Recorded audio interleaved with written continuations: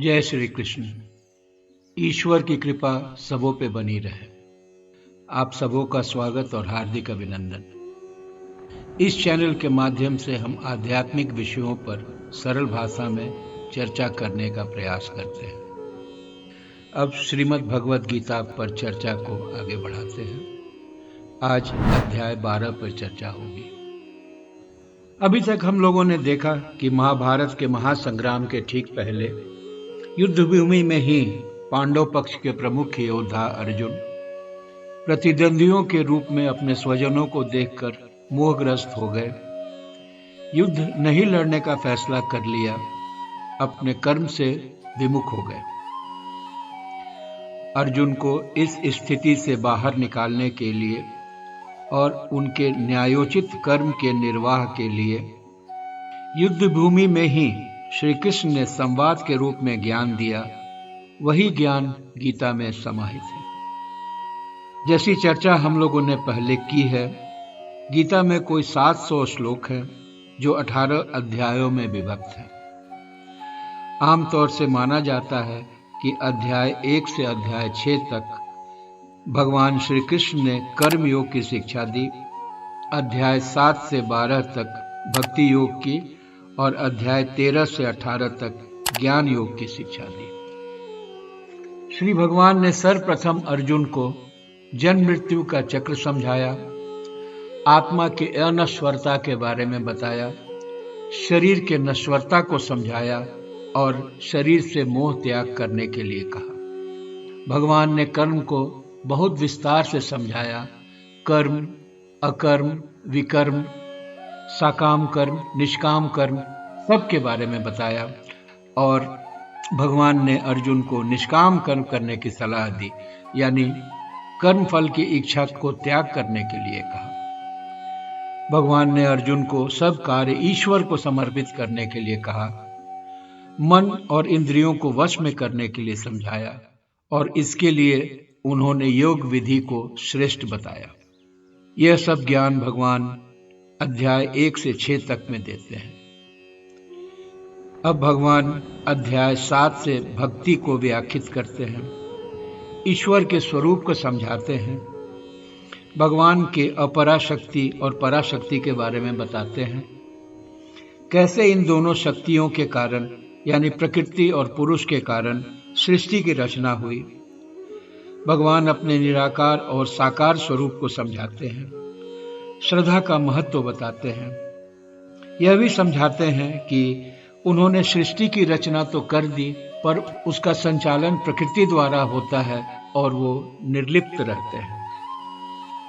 अर्जुन के आग्रह पर भगवान ने अपना विश्व रूप दिखाया, पर उनके तेज को देखने के लिए अर्जुन को भगवान ने दिव्य दृष्टि प्रदान की, क्योंकि उनके तेज को नॉर्मल बायोलॉजिकल आई या जैविक आंख से देखा नहीं जा सकता।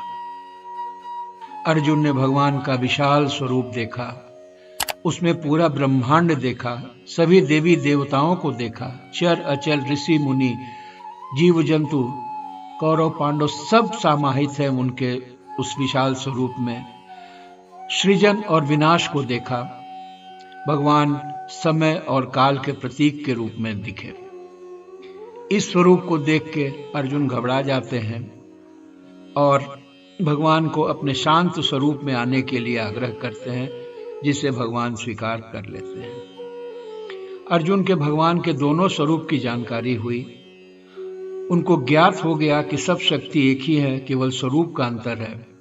अर्जुन का संशय काफी हद तक कम हो गया। अब चूंकि अर्जुन ने भगवान के दोनों स्वरूपों को जान लिया, समझ लिया, यानी कि निराकार और साकार स्वरूप को उन्होंने समझा, अब उनके दिमाग में एक स्वाभाविक प्रश्न आया कि भगवान के किस स्वरूप की पूजा की जानी चाहिए।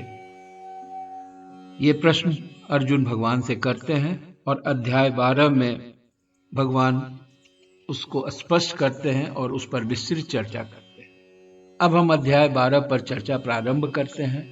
अध्याय 12 में कुल 20 श्लोक है और इसे भक्ति योग के नाम से भी जाना जाता है। यह एक अपेक्षाकृत छोटा अध्याय है। अध्याय के प्रारंभ में अर्जुन श्री भगवान से पूछते हैं कि जो उनके साकार स्वरूप पर समर्पित रहता है या जो उनके निराकार स्वरूप जो अव्यक्त है उसकी आराधना करता है, इन दोनों में भगवान किसे पूर्ण योगी मानते हैं। अब अगर देखें तो पूजा पद्धति और खासकर साकार निराकार स्वरूप की पूजा पर द्वंद्व चलते ही रहा है, आध्यात्मिक चर्चा होती ही रही है। आदि गुरु शंकराचार्य ने इस विषय में कहा है कि प्रभु के दोनों स्वरूप हैं, साकार और निराकार, और आध्यात्मिक साधना दो प्रकार की होती है, निराकार स्वरूप के साधक और साकार स्वरूप के उपासक। पर उन्होंने बताया कि निराकार स्वरूप की उपासना कठिन है। इसका शायद कारण यह है कि चूंकि हम लोग स्वयं देवधारी हैं, अतः साकार स्वरूप में हम जल्दी जुड़ जाते हैं। श्लोक 2 में भगवान अपना स्पष्ट मत देते हैं और बताते हैं कि जो सदा उनकी भक्ति में तल्लीन रहता है, सदा समर्पित रहता है, भगवान उसी को श्रेष्ठ मानते हैं। देखें तो भगवान के स्वरूप और शक्तियां अनंत हैं, उनसे जुड़ना ही सर्वोत्तम है। हम जितना उनसे जुड़ेंगे उतना ही उनके पूर्ण स्वरूप को समझ पाएंगे। हमारा लेवल ऑफ कॉन्शियसनेस जितना हाई होगा, हम भगवान को उतना ही स्पष्ट रूप से समझ पाएंगे। हम उनके ब्रह्म स्वरूप जो फॉर्मलेस है, ऑल प्रिवेडिंग है, यानी निराकार है, सर्वव्यापी है, वो समझ पाएंगे।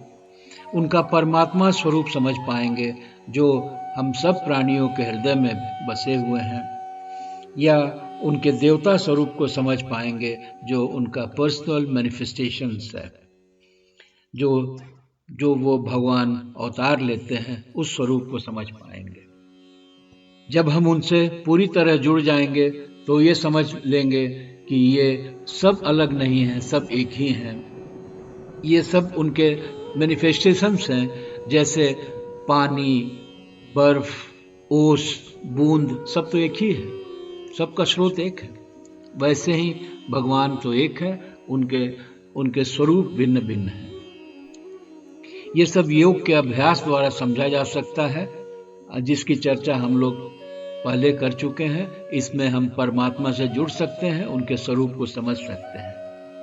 यह भक्ति मार्ग से भी संभव है, इसलिए भगवान भक्ति मार्ग को उनको जानने के लिए श्रेष्ठ बताते हैं। अब देखें तो मीराबाई, रसखान, रैदास, तुलसीदास, सब तो भक्ति मार्ग के थे, सब तो भगवान के बहुत करीब थे, सब भगवान को ठीक से समझते थे। अब इसको ठीक से समझने के लिए एक उदाहरण प्रस्तुत किया जाता है जो काफी प्रासंगिक है।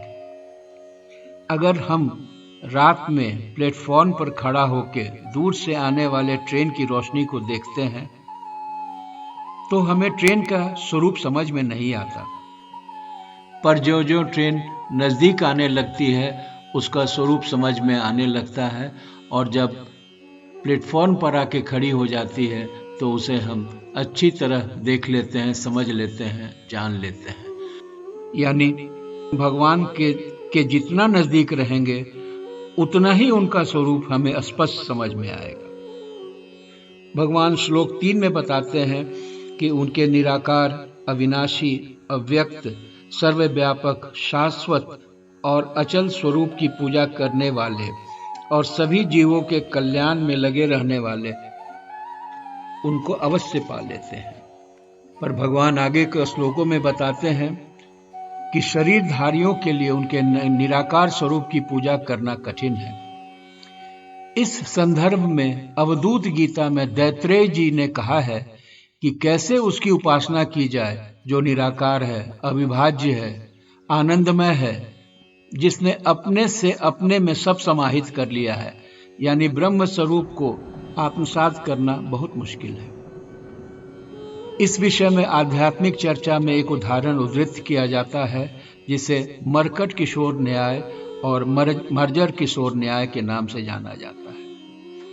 मरकट किशोर यानी बंदर का बच्चा अपनी माँ के पेट से चिपका रहता है। उसकी माँ कूदते रहती है, पर बच्चा गिरे नहीं, इस बात का दायित्व बच्चे पर रहता है। इसमें उसकी माँ उसकी कोई मदद नहीं करती। इसके विपरीत बिल्ली का बच्चा, जो कि छोटा और नाजुक होता है, उसको इधर उधर ले जाने की जवाबदेही बिल्ली उठाती है और उसे बहुत ही प्रेम से गले से उठाकर ले जाती है।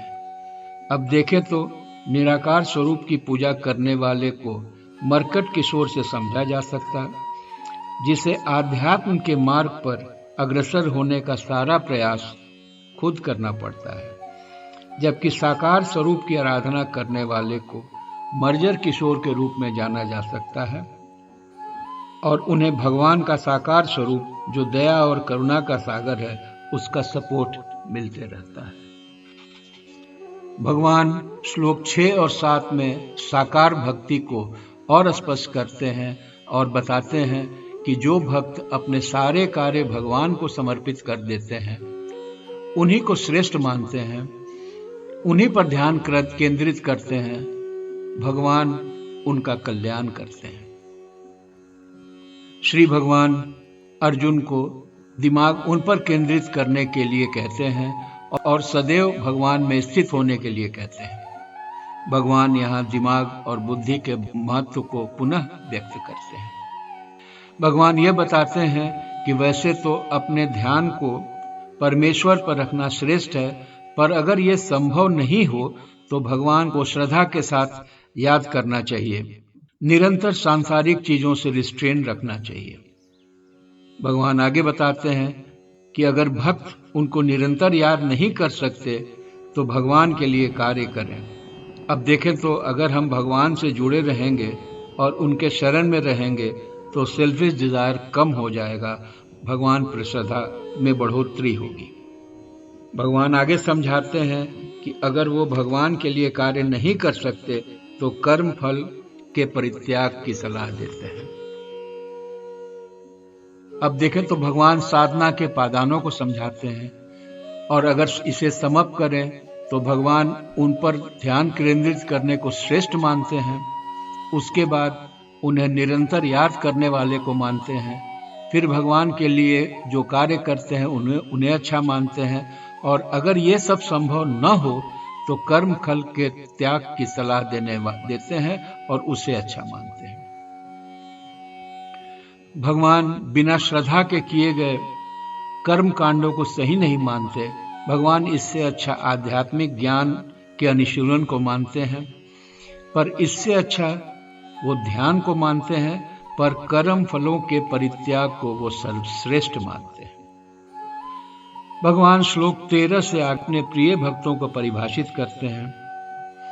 भगवान बताते हैं कि उन्हें वो भक्त पसंद हैं जो किसी से द्वेष नहीं करते, सब प्राणियों में संभाव रखते हैं, आत्मसंतुष्ट होते हैं, उत्तेजित नहीं होते हैं, सांसारिक लाभ हानि में संवेदनशील नहीं होते हैं, जिनके लिए सब समान है, जो बौद्धिक स्तर पर भगवान से जुड़े रहते हैं। ऐसे श्रद्धालु भगवान को बहुत पसंद होते हैं। इस अध्याय के अंत में यानी श्लोक 20 में भगवान स्पष्ट कर देते हैं कि जो भगवान को सर्वोच्च मानते हैं, उन्हें अपना लक्ष्य मानते हैं, भगवान उन्हें बहुत पसंद करते हैं। अब अध्याय 12 समाप्त हुआ। भगवान अध्याय 1 से 12 तक कर्म और भक्ति को एकदम सविस्तार समझा दिए हैं। अब आगे अध्याय 13 से ज्ञान योग की शिक्षा देंगे। यह तो सत्य ही है कि कर्म और भक्ति के बाद ज्ञान प्राप्त होगा ही। जय श्री कृष्ण।